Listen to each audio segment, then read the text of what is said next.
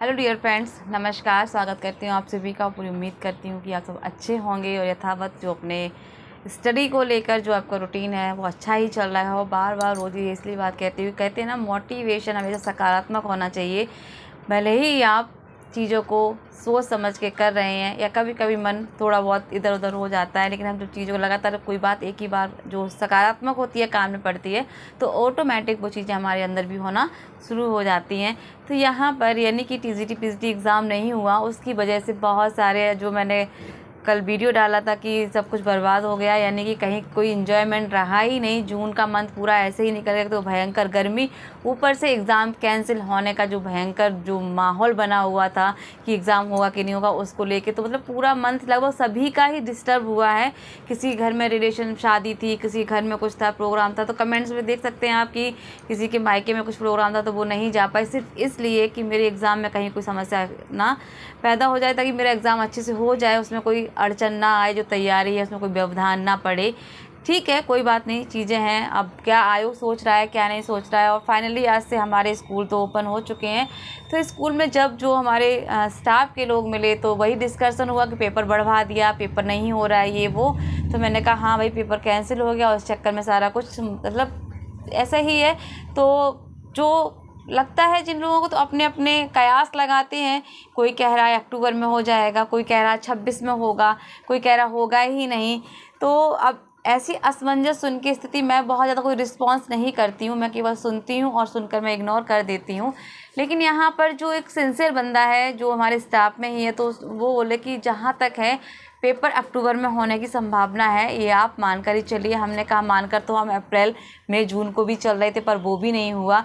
चलिए कोई नहीं, अब एग्ज़ाम का मैं नहीं सोचती, जब होना होगा वो हो जाएगा। यहाँ पर जो एक बात है वो ये है, एग्ज़ाम नहीं हुआ कोई बात नहीं, लेकिन अभी भी हमारी मेहनत में कोई कमी नहीं होनी चाहिए। यानी कि जब हम अपनी मेहनत अच्छे से करेंगे तो जाहिर सी बात है मेहनत तो हमारी रंग लानी ही लानी है। तो मेहनत आपकी रंग लाएगी, तो उस मेहनत पर लगे रहिए अपनी ईमानदारी के साथ। और आज की बात मैं इसलिए कह रही हूँ क्योंकि हमने जब शुरुआत में जब भी कभी आपसे बात की होगी या मैंने वीडियो शूट किया, तो हमेशा मैंने ये कहा है कि आप हमेशा सकारात्मक रहिए और अपने काम के प्रति ईमानदार रहिए। उसका फल देर से ही सही पर बहुत अच्छा मिलता है। तो यहाँ पर जो अभी टाइम हो चुका है, हालांकि आज सेशन का फर्स्ट डे था, तो स्टाफ में मीटिंग वगैरह हो रही थी, ऐसा सभी स्टूडेंट्स और टीचर्स ओपन मीटिंग चल रही थी। तो ओपन मीटिंग में ये था कि हमारे विद्यालय के चीफ मेंटोर भी थे उस मीटिंग में, वही वो मीटिंग ले रहे थे।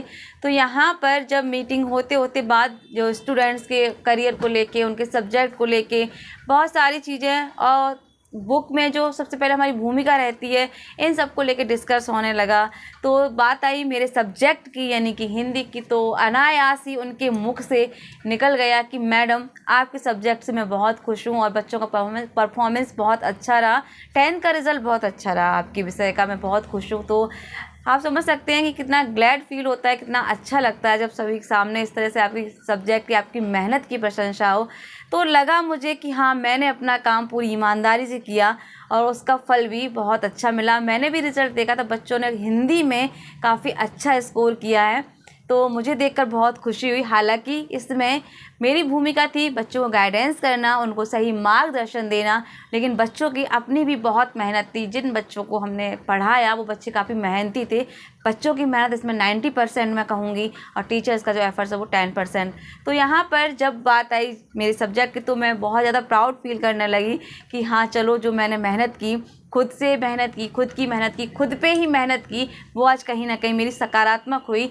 इसीलिए कहती हूँ कि अपना काम ईमानदारी से, अपने जो आपकी नियति है वो साफ रखिए। बच्चे, आप ये मत सोचिए कि आप किसी स्कूल में जा रहे हैं, आप एक बोझ हैं, या बच्चे जब आप क्लास के अंदर हैं समझ के चलिए कि बस वो आपका ही बच्चा, चाहे वहाँ पर आपको 40 बच्चे हों या 45 बच्चे हों, वो बच्चे सभी आपके हों, और आप ही उनका एक सकारात्मक वहाँ पर रूप होते हैं जो आप उनको सही दिशा प्रदान कर सकते हैं। ये ध्यान में रखने वाली बातें हैं। बाकी टीचिंग करना सभी को आता है, पर टीचिंग सिखाना और सीखना बहुत कम लोगों को आता है। यदि एग्री में करते हैं इस मेरी बात से तो कमेंट ज़रूर कीजिएगा।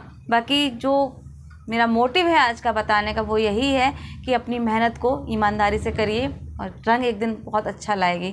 तो इसी के साथ आप लोग अपना ख्याल रखिए, स्वस्थ रहिए। वाणी को दूंगी विराम। नमस्कार, जय हिंद, जय भारत।